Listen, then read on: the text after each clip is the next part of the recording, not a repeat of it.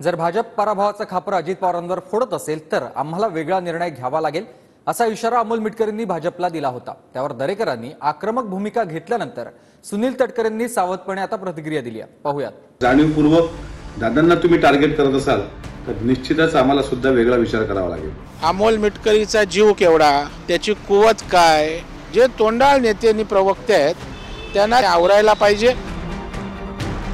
अजितदादांच्या गटाचे नेते आणि प्रवक्त्यांमध्ये सुसंवाद नाही का, अशी शंका उपस्थित करणाऱ्या काही भूमिका गेल्या काळामध्ये समोर आल्यात। जर प्रत्यक्ष अप्रत्यक्षपणे भाजपकडून अजित पवारांवर प्रश्न उभा केला गेला तर त्याला सर्वात आधी सूरज चव्हाण आणि अमोल मिटकरी हे दोन प्रवक्ते जशास तसं उत्तर देत आहेत आणि त्यांच्या उत्तरानंतर महायुतीमध्ये कोणताही विसंवाद नसल्याचं सांगून प्रफुल्ल पटेल आणि सुनील तटकरे बचावात्मक पवित्रा घेतात।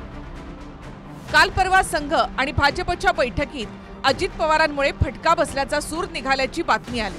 त्यावरून अजितदादा गटाचे प्रवक्ते अमोल मिटकरींनी भाजपला इशारा दिला। अजितदादा गटाचे खासदार सुनील तटकरेंनी मिटकरींना तंबी देत अशी विधानं न करण्याचं आवाहन केलं आणि भाजपच्या प्रवीण दरेकरांनी अजितदादा गटाचे प्रवक्ते अमोल मिटकरी यांची लायकी काढली।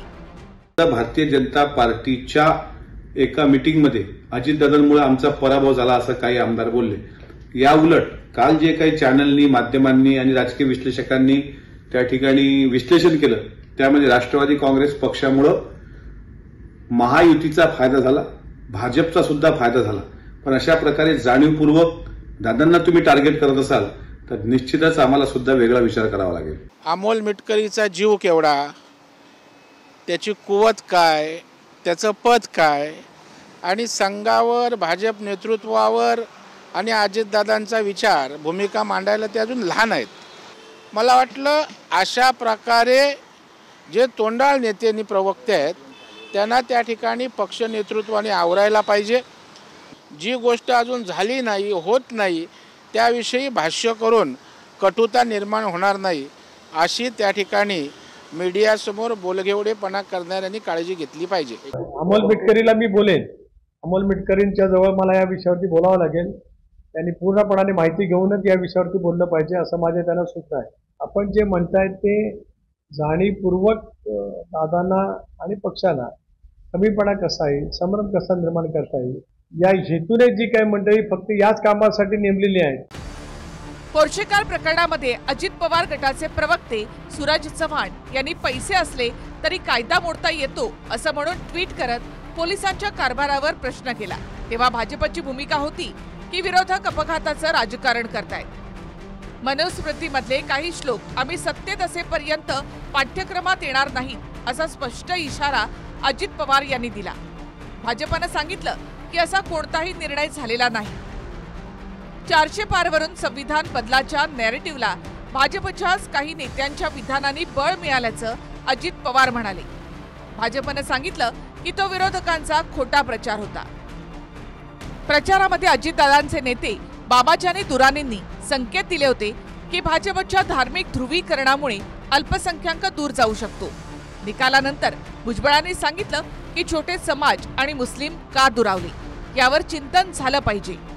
इकडे भाजपची भूमिका आहे की महाविकास आघाडीनं एका विशिष्ट धर्माचं लांगुल चालन केलं। अण्णा हजारे यांनी अजित पवारांच्या विरोधामध्ये कोर्टात जाण्याचा इशारा दिला। त्यावेळी अजित पवार गटाचे प्रवक्ते असं म्हणाले की अण्णा हजारेंचा बोलविता धनी कोण यासाठी नार्को टेस्ट झाली पाहिजे। यावर महायुतीच्या नेत्यांनी कोर्टात सरकार उत्तर देईल असं म्हणून भूमिका मांडली। संघाच्या मुखपत्रातून पराभवाचं खापर अजित पवार यांच्यावर फोडलं गेलं। त्यावर अजितदादांच्या प्रवक्त्यांनी संघाच्या भूमिकेवर सवाल केले। अजितदादांचे खासदार प्रफुल्ल पटेलांनी संबंधित लेख संघाशी संबंधित नाही असा दावा करत भाजपची बाजू सावरली। नंतर भाजप बैठकीत काहींनी अजितदादांमुळे फटका बसल्याच्या तक्रारी केल्याची माहिती समोर आली। यावर अमोल मिटकरींनी अजितदादांची बदनामी केल्यास वेगळा विचार करू असं म्हणून इशारा दिला। अजितदादांचे नेते सुनील तटकरेंनी मात्र ही बातमी खोटी ठरवत मिटकरींना तंबी देऊ असं सांगितलं। तर मिटकरींनी आपल्या लायकीप्रमाणे बोलावं असं म्हणून अमोल मिटकरींना त्यांनी उत्तर दिलं। याआधी फडणवीसांनी दिल्लीत जावं असं म्हणून शिंदे गटाच्या संजय शिरसाट यांनी केलेल्या विधानावर देखील दरेकरांचं उत्तर चर्चेत राहिलं होतं. आता निकालानंतर ब्लेम गेम सुरू झालाय. काही चेहरे सावधपणे त्यावर बोलतायत, तर काहींनी आरेला कारे म्हणून भूमिका घेतली. एखादी विजय झाला तर भारतीय जनता पार्टीचा, तर तो संघाच्या शिस्तीमुळे झाला. आणि आज पराजय झाला तर अजितदादाचं नाव घेता येत. RSSच्या बातमी नाही, ते कोणी व्यक्तीच्या त्यांच्या विचार. RSSने काय करावं ही त्यांची भूमिका आहे आणि त्यांची भूमिका मांडताना ते कुणाचीही पर्वा करत नाहीत, हे तेवढं सत्य आहे. पण अशा प्रकारे जाणीवपूर्वक दादांना तुम्ही टार्गेट करत असाल तर निश्चितच आम्हाला सुद्धा वेगळा विचार करावा लागेल. अमोल मिटकरीला मी बोलेन, त्यांनी पूर्णपणाने माहिती घेऊनच या विषयावरती बोललं पाहिजे असं माझे त्यांना सूचना आहे. भाजपच्या काही जे काही वाटेल ते बोलणारे लोकप्रतिनिधी आहे त्यांच्यामुळे हा फटका बसलेला आहे. समरन कसा निर्माण करता येईल या हेतूने जी काही मंडळी फक्त याच कामासाठी नेमलेली आहे समोर त्यांच्याकडून. देश में दूसरे राज्यों में भी तो ये हुआ है, जैसे यूपी. हम उससे कैसे आप बोल सकते हैं कि 48 सीटों पर परिणाम हुआ. विक्रम आ तो गए, जाओगे कैसे? बड़े आराम से. ये देश हेलो, मैं आ रहा हूँ. और हाँ, भगा कर ले जाऊंगा. सिक्योरिटी! भैया! भाग गई, पकड़ो उनको!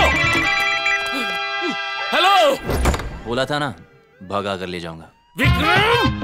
एक हिंट तो देते. हिंट. बड़े आराम से. गिरीश गायकवाड, TV9 मराठी, मुंबई.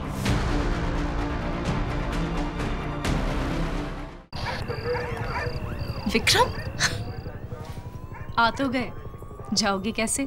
बड़े आराम से. ये देश हेलो, मैं आ रहा हूँ. और हाँ, भगा कर ले जाऊंगा. सिक्योरिटी! भैया! भाग गई, पकड़ो उनको! हेलो! बोला था ना, भगा कर ले जाऊंगा. विक्रम! एक हिंट तो देते. हिंट.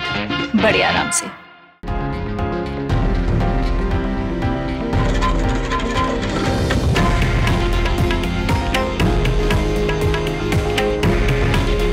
हे आहे देशातील नंबर 1 न्यूज नेटवर्क आणि आपण पाहत आहात TV9 मराठी.